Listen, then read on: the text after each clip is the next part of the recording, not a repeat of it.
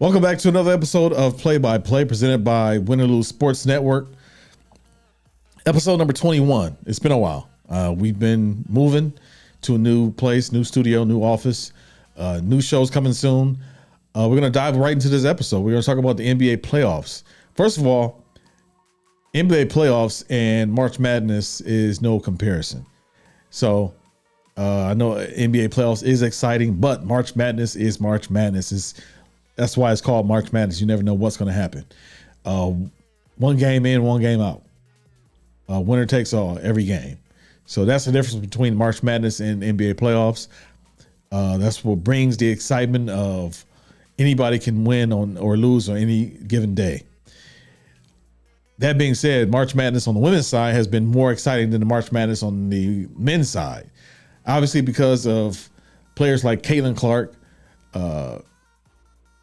Angel Reese, Buckers from UConn, Paige Buckers, Paige Buckets is what I call her. But the excitement of women's basketball, the NCAA tournament, women's Final Four has been top notch for the last 3 or 4 years or more. I've been watching it for a very long time. Obviously, as a basketball fan, I try to watch as much basketball as possible. But the women's basketball or Final Four has been putting out, not just the Final Four, but women's college basketball is putting out a better product than the men's college basketball. And Final Four just they put on top-notch performances. The rivalries, the intensity that they have on the court, the way they play the game is a lot more fundamental, a lot more fun to watch than the men's game, men's college. And that's just me being honest and how I feel about basketball. And the way men's college basketball looks is not the way that I've grown up to play and watch basketball. And it could be because one, the game is played different now. Now everything is on the perimeter. Now everything is high flying. There's no mid range. Women's game, there's mid range. Then there's of course the perimeter play is enhanced or has grown more over the last 15 years because of Steph Curry. But I think because of the way the NBA is in getting college players after 1 or 2 years, the college game, men's college game has been diminished when the women's players play up to 4 years most of the time. And they have top-notch college play. So most of those players in men's are going to the NBA, going to the G League. So you don't see those players in college for too long. Bronny James, who's only 1 year at USC, has declared for the NBA draft after 1 year. Not to say that he doesn't deserve it, but if he would have stayed 2 or 3 more years, he would have been a better developed player for the NBA. But I mean, I understand what's going on there. I mean, I don't know what's going on there, but I understand why that decision could be made is because of the publicity and everything that's going on around Bronny and the heart condition. So why not declare now and see how the dice rolls and where you can end up. But we're talking about the NBA basketball playoffs. There's some disappointments in seedings and some unexpected seedings and some expected seedings on where these teams are. Unexpectedly, the Orlando Magic are number 4. That comes from great coaching and great development for the younger players. They don't have many veteran players on that team, but I think the way they coached and developed these players, they have put out a strong fight in the Eastern Conference. And with injuries of other teams like Philadelphia and Miami, you see teams like Orlando, teams like Cleveland, teams like Indiana move up in the rankings in the Eastern Conference. Disappointing is, which is crazy that they're still number 2, is the Milwaukee Bucks, because they started off 30-13 with Adrian Griffin and still fired him after 43 games and went 15-18 with Doc Rivers so far, around that number. Nothing better. Actually worse. And I think it's because of chemistry. It's not because of the coaching. It's not because Doc Rivers or Adrian Griffin is not a good coach. It's because there's a chemistry problem there. Giannis has to have the ball in his hand. Dame has to have the ball in his hand. So there's a issue with where's the ball going when they need to win games or when they need to score points. And it's not just at the end of the game, just during the game. So that's up to the players to decide, okay, somebody has to take a back seat. Dame is a scorer. He's a point guard, but he's a scorer. He's a natural scorer. Giannis is a natural scorer. Not that he's the most dominant, not that he's the greatest shooter, but he's a scorer. He can get buckets. He knows how to get buckets.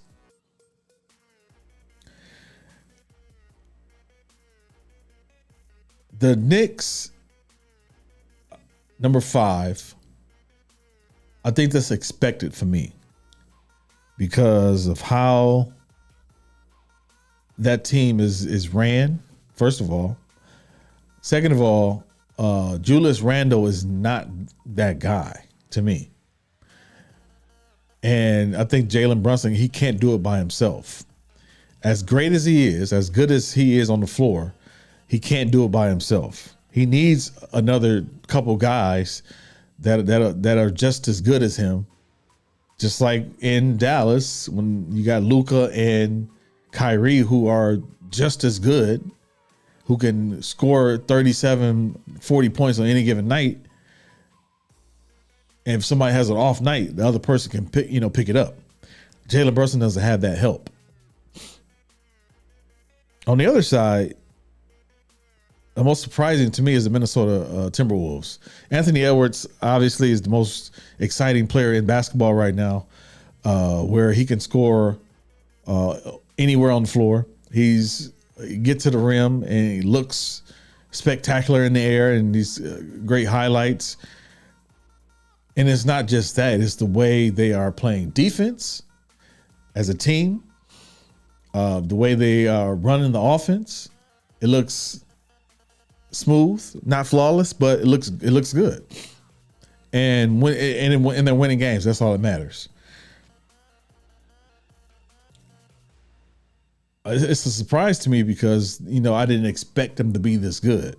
Obviously, we all expected Denver to be top of the Western Conference because of the way they've been playing over the last 2 or 3 years. Of course, winning back-to-back championships.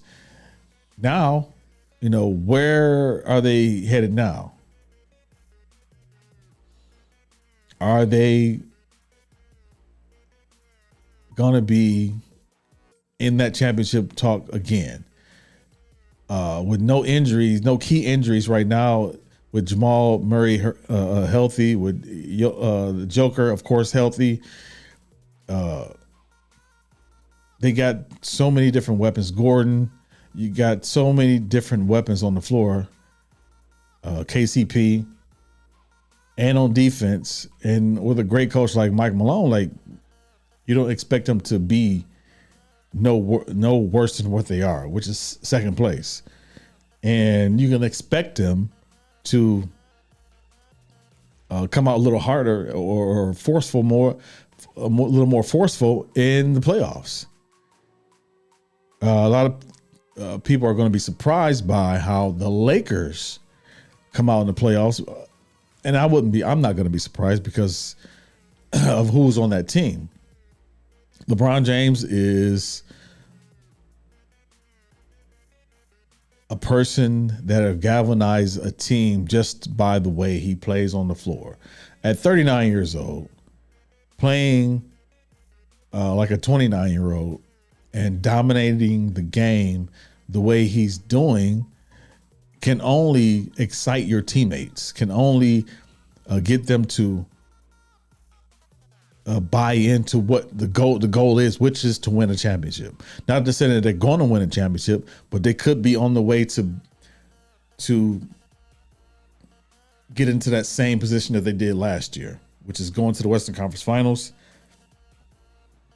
Even though they got swept by Denver, they still made a point of, we're still here. We're not going anywhere. Phoenix is a disappointment to me. Obviously because of Kevin Durant and Devin Booker coming together and bringing on Bradley Beal this year.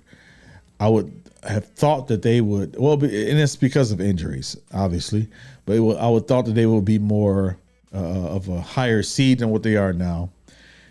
With Bradley Beal's injuries, obviously his back and other injuries that he had, they finally got him to buy in to say, I can take a step back and just distribute the ball more and let Book and KD cook on the floor. And if I need to put in work, I'll do it too.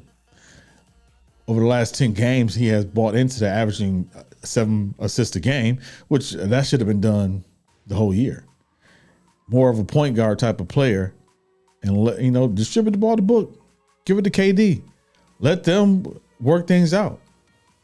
You'll get your shots in, but the ultimate goal is to win a championship, to win games, and to win a championship. I think he's finally buying into that. And hopefully they'll get things together in the playoffs and make a deeper run.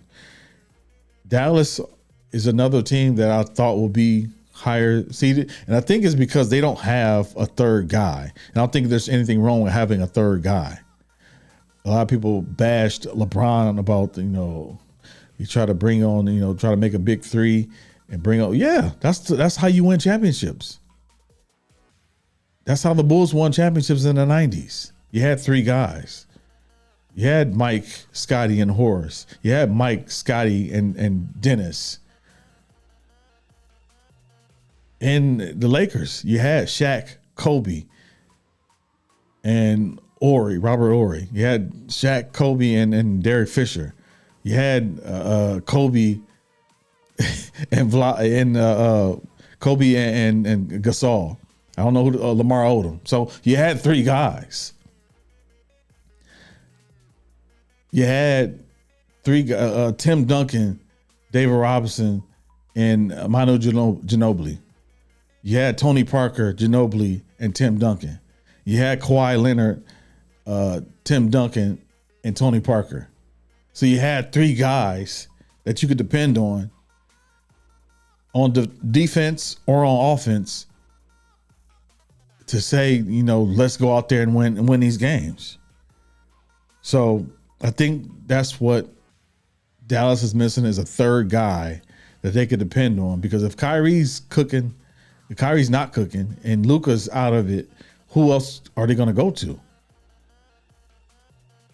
I think they need a big man to, not necessarily a big man. Somebody who can just spread the floor and do different than what Kyrie and Luka can do and still dominate the game. So going back to the East, obviously I want to save the Celtics for last because that's my team, and I like to talk about the Celtics because watching them over the last few years, especially with Joe Mazzulla as coach, I've seen some things that I like and some things that I don't like. Now with the addition of Drew Holiday and Kristaps Porzingis, it looks good on paper. It looked good. You got a guy like Drew who can run the offense and who has championship experience. You got a guy like KP who can play defense, block shots, and can score anywhere on the floor. Of course, JB is JB. He worked on his handle, worked on his left hand. He can score the ball. He can defend. Jason Tatum same thing. He can defend. He can play he can play offense. He can dominate the game, and that's what we need. But what we also need is a coach that can make the right decisions on the floor. Who can point out key plays on the floor and say, this is what needs to happen in this situation. We need situational awareness on the floor by the coaching and by the players. We need the coach to recognize there's a situation that's happening that I need to make an adjustment to. And these 5 situations are going to happen in the playoffs. These 5 situations are going to happen during these games. So I need to make my team aware of these situations so that when it happens in real time, we'll be able to flawlessly go into it and not a hitch on our belt. Because we've been practicing, we've been going over this over and over again to where it's natural to adjust to it. I recognize it. As a player on the floor, I'm not going to recognize everything that happens unless I'm a genius like LeBron James. And everybody's not like that.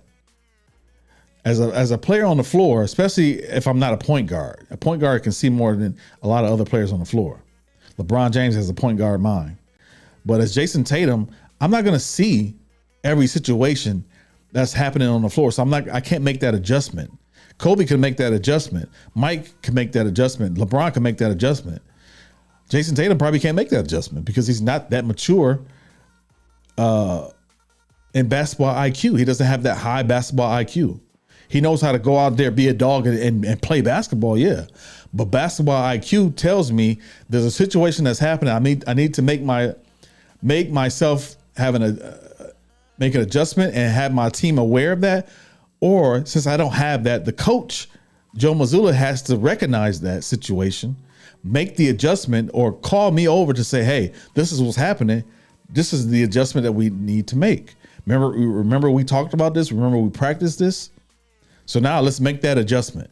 You go out there and make sure you keep tell JB and KP and Drew Holiday, this is what's happening. This is the adjustment that needs to be made. They're doing this to us on defense. They're doing this on offense. This is what we need to do on defense to change it up. This is what Miami did to them and throughout the whole series last year. They made adjustments that Joe Mazzulla could not recognize. Eric Spoelstra is one of the best basketball minds ever. He makes these adjustments that you don't expect. Like Miami didn't play like that all season. But because Eric Spoelstra said, oh, this is what they're doing on offense. Okay, let me put this in their face. On defense, I'm going to play this weird looking zone that Joe Mazzulla probably haven't seen since college or high school. He's not going to know what to do because in his mind, this is how we play in the NBA. No, Eric Spoelstra said, this is how we're going to play this series. Joe Mazzulla didn't know what to do. So now Jason Tatum is out there. I don't know how to beat this zone because my coach didn't tell me. My coach didn't say, hey, this is what they're doing. Let's watch film. Yes, watch film during the playoff week and say, this is what they're doing. We need to make this adjustment because if not, we're going to lose. We're going to lose the series because we are a better team on paper. We got the better players. But the coaching on the other side said, oh, no, we're going to make this switch. We're going to switch things up. So, throw a little wrench in their little plan. And this is how we're going to win. That's how they won. That's how a better team lost last year because a better coach made adjustments, made changes to the game plan. You don't make the same game plan for every team. You don't do that in football. I wouldn't expect them to do that in basketball, even though I consider football chess and basketball checkers, because in checkers you move a little faster.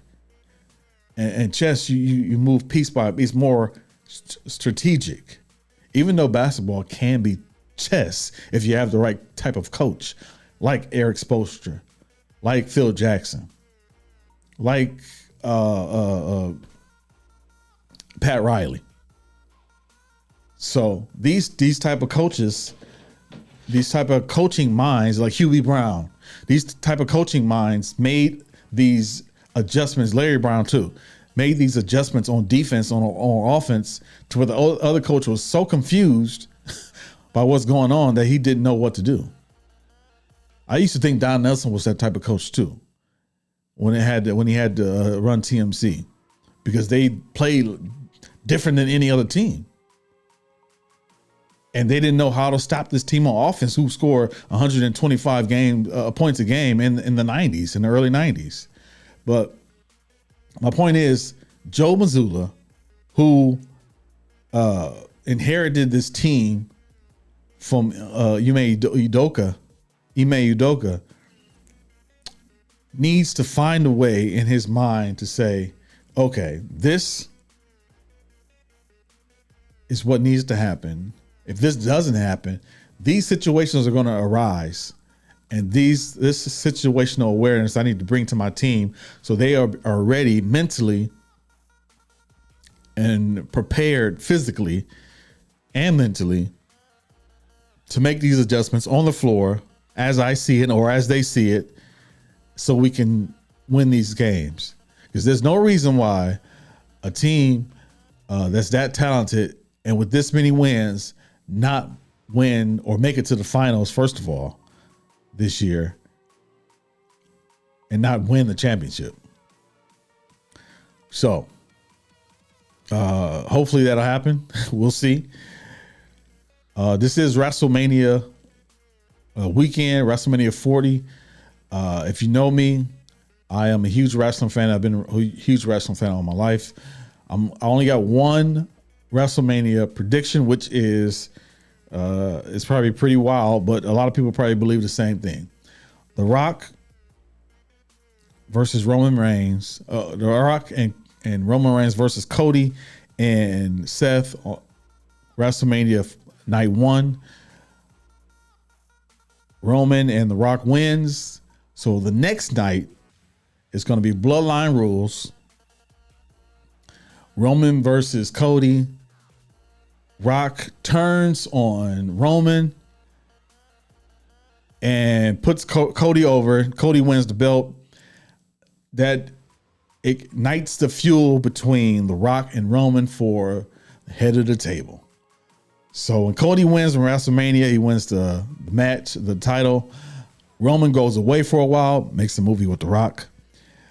And they come back together, and The Rock versus Roman, maybe in SummerSlam, maybe in Saudi Arabia for head of the table. Roman beats The Rock, of course, because The Rock is going to go back into retirement. Roman comes back from making a movie, and he's head of the table again. Now he's going to go after the world heavyweight title that Seth has right now, and we'll see.